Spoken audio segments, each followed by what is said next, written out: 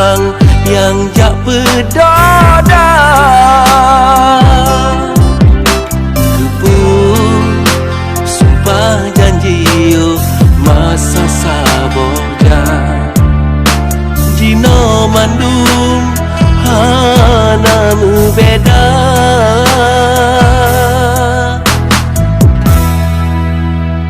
Pukul mantan na rindu, pukul mantan na sayang, pukul mantan tersimpan dalam hati gata.